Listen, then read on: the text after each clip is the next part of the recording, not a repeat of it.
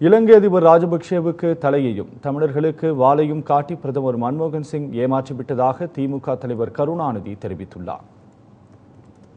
இது தொடர்பாக அவர் இன்று வெளியிட்டுள்ள அறிக்கையில் கனடா, இங்கிலாந்து, மொரீஷியஸ், ஆஸ்திரேலியா போன்ற நாடுகளும் உலக தமிழர்களும் எதிர்ப்பு தெரிவித்த பிறகும் இலங்கையில் காமன்வெல்த் மாநாடு நடைபெற்றதாக அவர் கூறியுள்ளார். இந்த மாநாட்டின் சிறப்பு ராஜபக்சேவுக்கு ஏற்பட்ட நெருக்கடியான நிலையும் இங்கிலாந்து பிரதமர் டேவிட் கேமரூனுக்கு கிடைத்த சர்வதேச கவனமும் ஆகும் என்று அவர் தெரிவித்துள்ளார். உலகமெங்கும் வாழும் அனைத்து தமிழர்களின் நெஞ்சங்களின் மனதில் கேமரூன் இடம் பெற்று விட்டார் என்றும் அவர் கூறியுள்ளார். இனப்படுகொலையை கண்டிக்கும் விதமாக இந்தியா சார்பில் ஒரு துரும்பு கூட பங்கேற்காது என பிரதமர் மன்மோகன் சிங் அறிவித்திருந்தால் இதே புகழும் பெருமையும் மன்மோகன் சிங்கிற்கு கிடைத்திருக்கும் என்று கருணாநிதி சுட்டிக்காட்டியுள்ளார்.